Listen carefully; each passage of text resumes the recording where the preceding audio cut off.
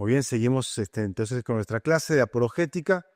Ya estuvimos viendo extremos en la apologética, vimos escuelas, errores, estrategias y ahora estamos en la parte de estilos. Y hablamos de dos estilos fundamentales que son el estilo de la ofensiva, la apologética ofensiva y la apologética defensiva.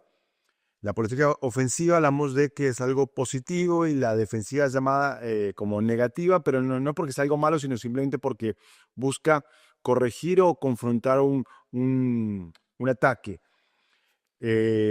Bueno, estas dos a su vez se dividen cada una en dos partes.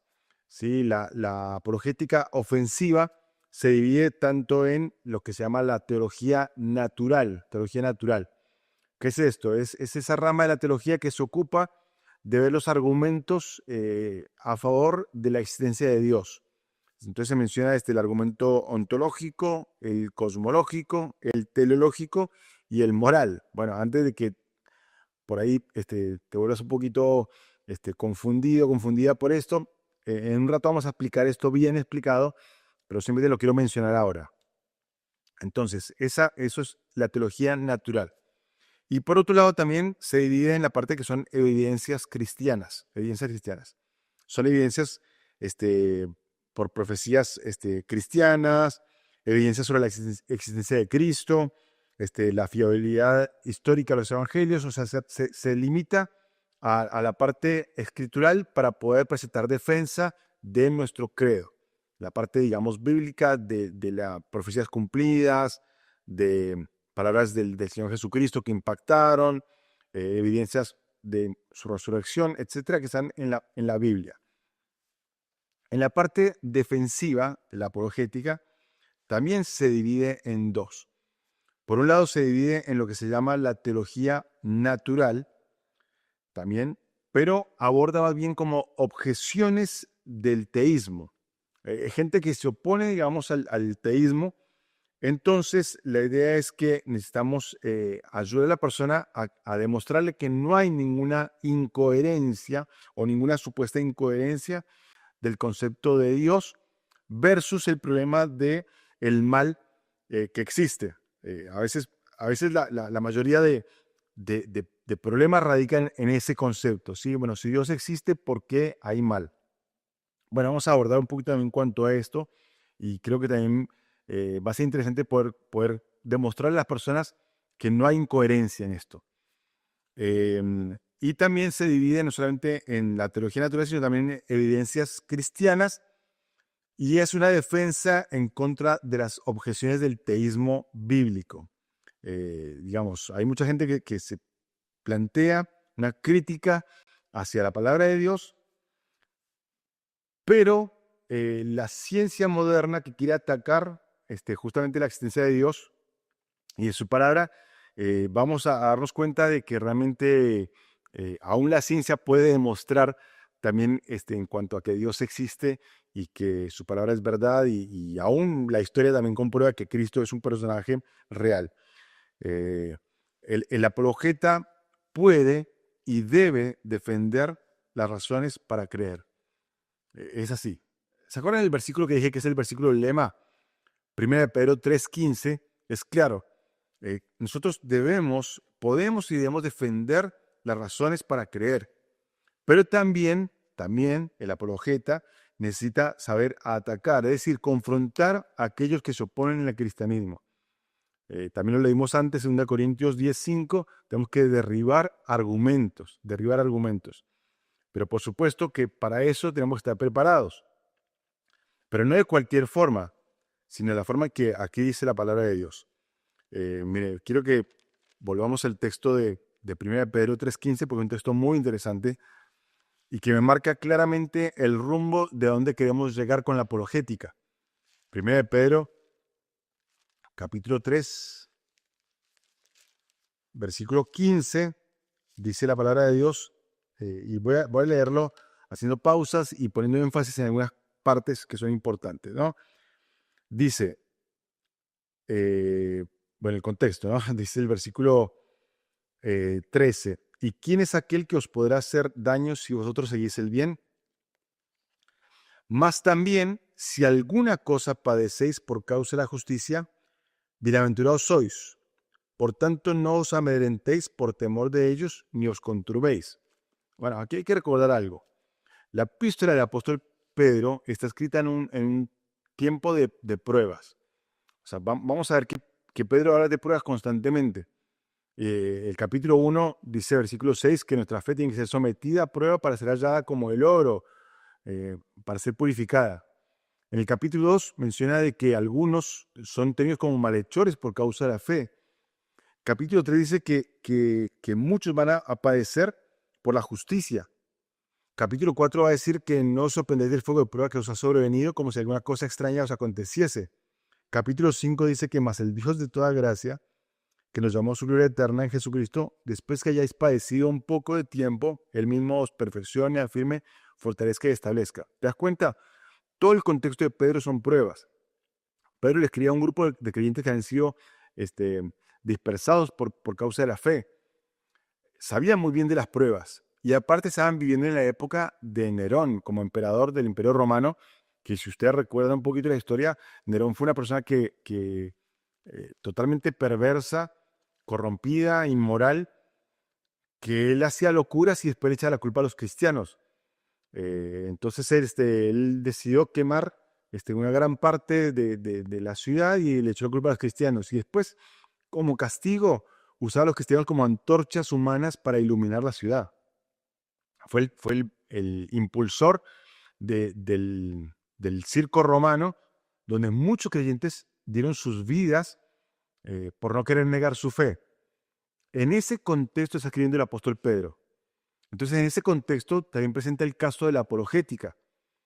Y entonces llegamos al versículo 15, dice, es decir, no se pongan mal por padecer, porque ahí viene el si no, o sea, en vez de ponerse mal por padecer, en vez de tener temor, de amedrentarse por causa de los que los persiguen, en vez de eso, si no, dice, santificad a Dios el Señor en vuestros corazones.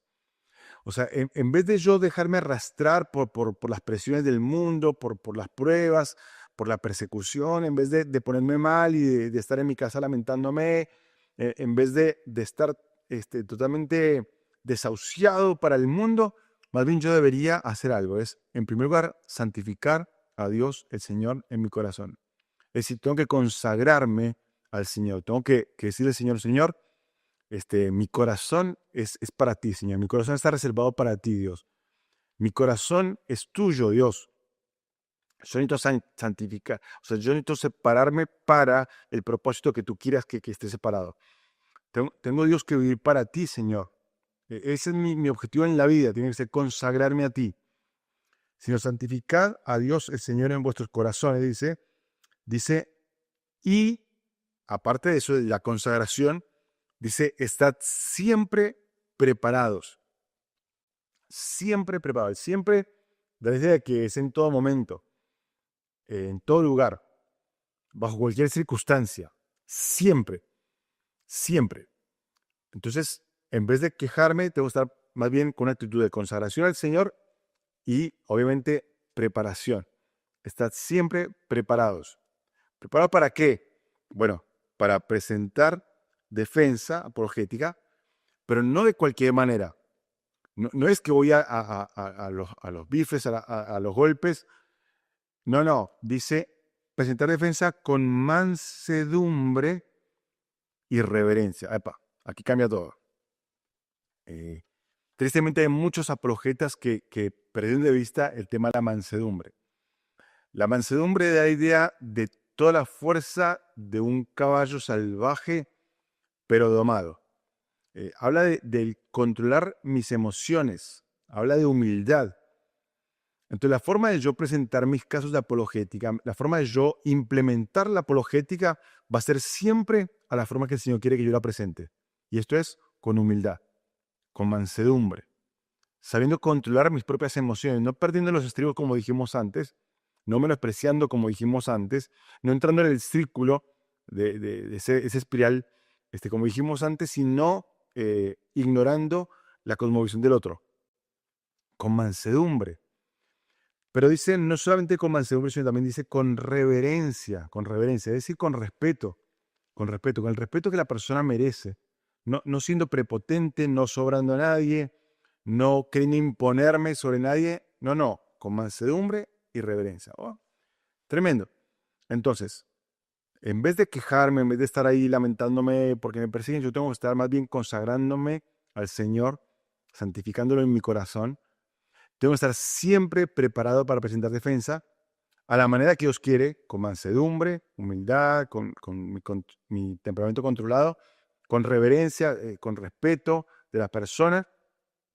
Pero fíjate bien cómo termina el versículo. Dice, con reverencia, dice, ante todo el que os demande razón. Es decir, va a haber gente que me va a preguntar cosas. Ahora, contrario a lo que muchos, como parafrasean este texto, la gente no pide razón de la fe, no pide razón de mi creencia. Dice aquí el versículo, razón de la esperanza que hay en vosotros. La esperanza que hay en vosotros. Lo que la gente pide realmente es saber por qué, a pesar de las pruebas, a pesar de las circunstancias, a pesar de los problemas, a pesar de la persecución, yo sigo teniendo esperanza. Y eso impacta al mundo. Eso impacta. Porque la gente no puede entender, dice, pero ¿cómo? Tantas cosas te han pasado y sin embargo tienes esa paz, sin embargo tienes esa esperanza. ¿Qué hay en ti? Entonces ahí tengo la oportunidad de presentar defensa con mansedumbre y reverencia de la fe que tengo. Mucha gente ha sido conmovida por creyentes que recibiendo bullying, siendo menospreciados, sin embargo siempre mostraron amor hacia la otra persona. Fueron conmovidos, fueron ganados sus corazones porque esa persona no reaccionaba. Y entonces cambia porque dice, pero no entiendo, si te hago tanto mal, ¿por qué reaccionas diferente? ¿Por qué? Hace años atrás, en un libro del doctor Swindoll, leía el ejemplo de una familia que había adoptado un joven eh, que era víctima de la guerra. Entonces lo habían adoptado y lo han llevado a su casa. Pero realmente en vez de ser un hijo, se ha convertido más bien como en un esclavo. Entonces este joven que estaba allí era el que se encargaba de limpiar, de cocinar, de hacer todo en la casa. Y realmente los hermanos lo trataban mal, los hermanastros lo trataban mal, ¿no? Le hacían bromas pesadas. Él limpiaba y después ellos llegaban y llevaban todo de vuelta de mugre, de barro por todas partes. Rompían cosas y le echaban la culpa a él. Le clavaban los zapatos, ¿viste? Para que cuando él se levantara se cayera. En fin, la vida imposible. Pero cada vez que le hacían algo, dice el doctor Swindoll en la historia, que este hombre simplemente sonreía. Y así fue pasando el tiempo hasta que estos jóvenes quedaron conmovidos por la actitud de este muchacho, porque siempre respondía con una sonrisa en vez de enojarse. Entonces un día fueron y le pidieron perdón y dijeron, mira, la verdad que hemos sido muy malos contigo, hemos actuado de una forma incorrecta, te hemos hecho bromas pesadas, hemos arruinado tu trabajo, no hemos valorado lo que haces, pero nos conmovió muchísimo que cada vez que te hacíamos algo, sonreías. Entonces te queremos pedir perdón. Entonces este joven dice, bueno, ¿eso quiere decir que no va a haber más bromas? No. ¿No van a volver a ensuciar lo que yo limpio? No. ¿No van a volver a romper cosas y me echan culpa? No, nunca va a pasar. Entonces él dijo, bueno, entonces yo tampoco voy a volver a escupir en tu sopa. Entonces esa historia siempre me llama la atención porque da la idea que realmente impacta a veces una buena actitud, ¿no? Por más que este muchacho se vengaba a su forma, pero la idea no es esa. Nuestra idea es realmente mostrar una actitud correcta, una actitud de mansedumbre, una actitud realmente de reverencia y demostrar una esperanza que el mundo no tiene hoy en día esa esperanza. Al contrario, lo que uno ve es desesperanza, desazón, uno encuentra es justamente que la gente está totalmente eh, con una incertidumbre tremenda frente a lo que viene por delante.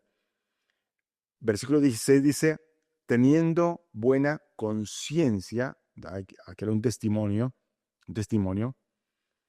para que en lo que murmuran de vosotros como malhechores, o sea, aquellos que los quieren acusar, sean avergonzados los que calumnian vuestra buena conducta en Cristo. Como lo dijo alguien, vive de tal manera que si alguien habla mal de ti, los demás no lo crean. Vive de tal manera que si alguien habla mal de ti, los demás no lo crean. Versículo 17 dice, porque mejor es que padezcáis haciendo el bien, si la voluntad de Dios así lo quiere, que haciendo el mal. ¿Sí? Entonces ahí está bien marcado el tema de la apologética. La apologética hay que hacerla de la manera correcta, ¿sí? Con mansedumbre, con reverencia. Con mansedumbre y con reverencia. Es importante que entendamos esto para poder cumplir. Entonces, resumiendo este módulo, la apologética ofensiva se va a ocupar entonces en la teología natural, hablar de los argumentos que defienden la existencia de Dios, el ontológico, el teleológico, el cosmológico y el moral. Y en la parte de las evidencias cristianas se va a enfatizar en las profecías que se han cumplido desde el Antiguo Testamento y en Cristo. Se va a ocupar de las evidencias de la existencia y resurrección de Cristo y también de la fiabilidad histórica de las Escrituras. En la parte de la apologética defensiva, en la parte de teología natural, va a tratar de abordar las objeciones que hay en cuanto a esa incoherencia aparente que hay, que la gente dice, bueno, pero si Dios existe, ¿por qué pasan cosas malas? ¿Por qué existe el mal? Y también en cuanto a las evidencias cristianas, va a ser una defensa que va a demostrar cómo aún la ciencia respalda la existencia de Dios.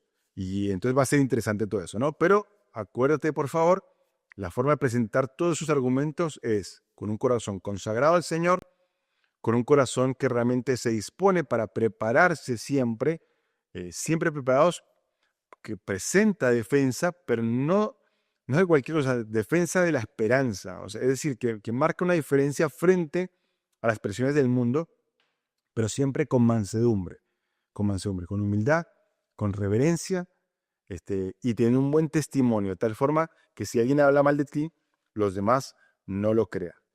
Entonces, vamos a parar aquí un momento con este módulo, pero quiero dejarte entonces con este tema, ¿no?